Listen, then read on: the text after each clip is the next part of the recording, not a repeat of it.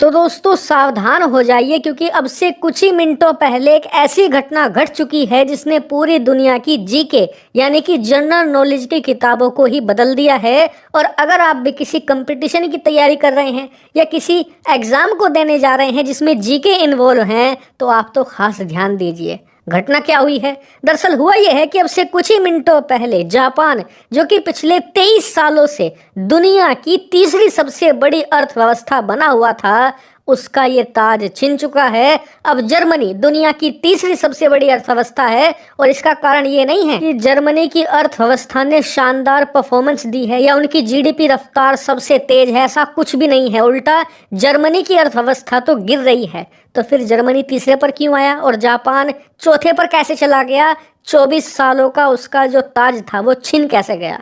तो इसके पीछे कारण है मंदी। दरअसल आज सुबह ही ये ऐलान हुआ है कि जापान की अर्थव्यवस्था आर्थिक मंदी में ऑफिशियल तरीके से जा चुकी है। जापान के स्टॉक मार्केट गिर चुके हैं, जापान के बॉन्ड की वैल्यू क्रैश हो चुकी है, खजाना भयानक तरीके से गिर रहा है और जापान की अर्थव्यवस्था कोलैप्स कर रही है। लेकिन हालत खराब सिर्फ जापान की ही नहीं है, दरअसल इससे भी बदतर हालात यूके के हो चुके हैं। दरअसल आज सुबह ऐलान हुआ जापान का, लेकिन कुछ ही घंटों के बाद आज दोपहर ब्रिटेन में भी ऐलान हो गया। स्क्रीन पर आप देखिए कि ब्रिटेन की अर्थव्यवस्था आज दोपहर से आर्थिक मंदी में जा चुकी है और इनकी जीडीपी अब 0.3% की रफ्तार से तेजी से गिर रही है, क्रैश कर रही है। यानी कि इनकी अर्थव्यवस्था बढ़ नहीं रही है, कॉन्ट्रैक्ट हो रही है, यानी कि घट रही है। और इसी वजह से अब ऐलान हो चुका है कि ब्रिटेन भी आर्थिक मंदी की चपेट में आ चुका है। ये खबर यूके के प्रधानमंत्री ऋषि सुनाक के लिए एक दर्दनाक सपने से कम नहीं है, क्योंकि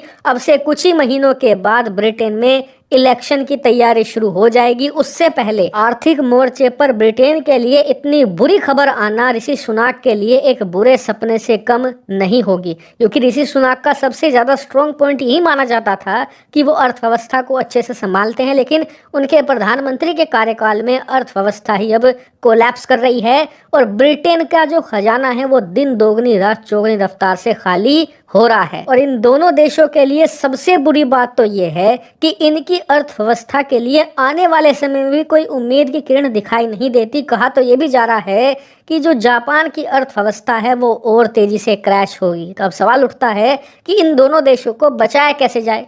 तो जवाब है भारत। दरअसल इन दोनों देशों को पता है कि इस संकट से अगर निकलना है तो भारत ही रास्ता है। इसीलिए अब ब्रिटेन ने भारत के साथ जो FTA है यानी कि फ्री ट्रेड एग्रीमेंट है उस पर काम और दुगनी रफ्तार से शुरू कर दिया है और बहुत ही जल्द वो भारत के साथ इस FTA को ना सिर्फ साइन करेंगे बल्कि जल्द से जल्द लागू भी करना चाहते हैं, क्योंकि उन्हें पता है कि भारत की मार्केट बहुत विशालकाय है और बहुत ही आसानी से सिंगल हैंडेडली इनकी अर्थव्यवस्था की रफ्तार को बढ़ाकर इन्हें आर्थिक संकट की चपेट से बाहर निकाल लाएगी। जापान की भी सेम कहानी है। अगर इन्हें अपनी अर्थव्यवस्था को बचाना है तो एक ही रास्ता है कि इन्हें एक जॉइंट मार्केट चाहिए। जी हाँ, इनकी अर्थव्यवस्था को एक बड़ी मार्केट चाहिए, वो ही इन्हें सेव कर सकती है। ऐसे में भारत से बेहतर ऑप्शन कुछ भी नहीं है। इसीलिए आने वाले समय में आप देखोगे कि भारत और जापान के बीच में इकोनॉमिक टाइज हो सकते हैं, कुछ बड़े एग्रीमेंट भी आपको देखने को मिल सकते हैं।